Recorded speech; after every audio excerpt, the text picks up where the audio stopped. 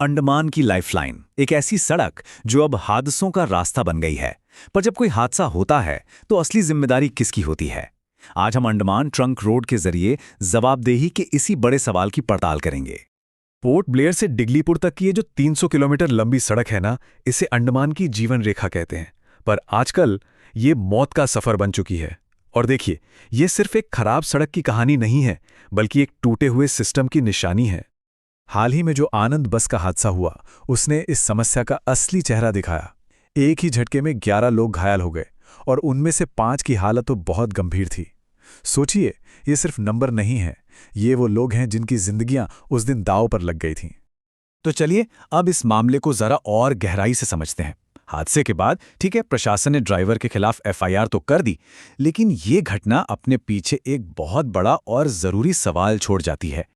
और वो सवाल ये है कि क्या हर बार जब कोई हादसा होता है तो सारा का सारा दोष सिर्फ ड्राइवर पर डाल देना काफ़ी है, या फिर इस कहानी में कुछ और भी किरदार हैं जिन्हें हम नज़रअंदाज कर रहे हैं? तो चलिए इस कहानी की पहली परत खोलते हैं और बात करते हैं ठेकेदार की। NHIDCL ने अंडमान ट्रंक रोड और मिडिल स्ट्रीट ब्रिज का जो प्रोजेक्ट था, वो वशिष्ठ मंटेना कंस्ट्रक्शन नाम की एक जॉइंट वेंचर कंपनी को दिया था।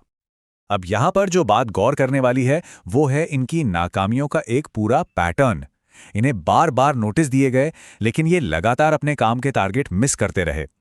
हालात इतने बिगड़ गए कि अक्टूबर 2022 तक मंत्रालय ने इन्हें नॉन परफॉर्मर घोषित कर दिया और आखिर में जून 2023 में ब्रिज बनाने का कॉन्ट्रैक्ट ही इनसे छीन लिया गया।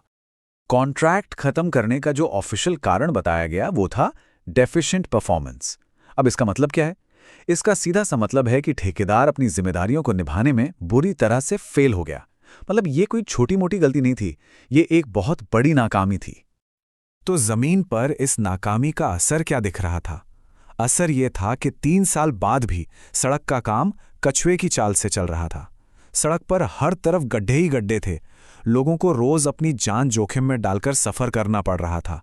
और इन सबके पीछे की वजह खराब प्लानिंग, ढीला मैनेजमेंट और शायद पैसों की कमी भी। लेकिन रुकिए, कहानी सिर्फ ठेकेदार की नाकामी पर ही खत्म नहीं होती। अगर हम पूरी पिक्चर देखें तो पता चलता है कि ये सब कुछ एक बहुत ही मुश्किल माहौल में हो रहा था, जहां कई तरह की प्रशासनिक और लॉजिस्टिकल दिक्कतें थीं। अब जरा सोचिए, एक तरफ अंडमान का मुश्किल इलाका और भारी बारिश, दूसरी तरफ 2012 से पत्थर की खदानों पर लगी रोक, जिसकी वजह से सड़क बनाने का सामान मिलना ही मुश्किल हो गया था। और ऊपर से फॉरेस्ट क्लियरेंस और जमीन अधिग्रहण जैसी सरकारी कार्यवाहियों में होने वाली ना खत्म होने वाली देरी। ये सारी मुश्किलें मिलकर प्रोजेक्ट को एक तरह से दलदल में फंसा रही थी। तो इन सब नाकामियों और मुश्किलों का नतीजा क्या निकला? चलिए देखते हैं कि इसका असर ठेकेदार पर क्या हुआ, और उससे भी कहीं ज्यादा जरूरी, आम लोगों पर क्या हुआ। ठेकेदार पर जुर्माना लगाया गया, और तो और उसे भविष्य में मंत्रालय के किसी भी प्रोजेक्ट में बोली लगाने से भी रोक दिया गया। तो हाँ, एक्शन तो लिया गया, पर सवाल यह है कि क्या ये काफी था? क्योंकि जमीनी हकीकत तो कुछ और ही कहानी कह रही थी। वादा किया गया था एक सुरक्षित और आरामदायक सफर का, और हकीकत में लोगों को क्या मिला? गड्ढे, हादसे और घंटों की देरी। वादा और हकीकत के बीच की ये खाई बहुत बहुत गहरी है। और ये सब कुछ हमें वापस उसी बुनियादी सवाल पर ले आता है जिससे हमने ये पूरी बातचीत शुरू की थी। अब जब हमने सारे सबूत देख लिए हैं, तो चलिए जवाबदेही के इस मुश्किल सवाल का सामना करते हैं। तो आखिर असली जिम्मेदार है कौन? क्या वो ड्राइवर है, जो सबसे आसान टारगेट होता है, जिस पर तुरंत एक्शन ले लिया जाता है? या फिर वो ठेकेदार, जिसकी नाकामी के इतने सारे सबूत हमारे सामने हैं और जिसे सजा भी मिली? या फिर जिम्मेदारी उस पूरे सिस्टम की है, उस प्रशासन की है, जो इन चुनौतियों को समय पर सुलझा नहीं पाया और प्रोजेक्ट को इस हालत तक पहुंचने दिया?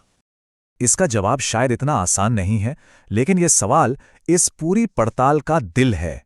क्या हर हादसे का ठीकरा केवल ड्राइवर पर फोड़ना पर्याप्त है, या फिर हमें जवाबदेही की उन गहरी परतों को भी कुरेदने की जरूरत है जिन्हें अक्सर अनदेखा कर दिया जाता है?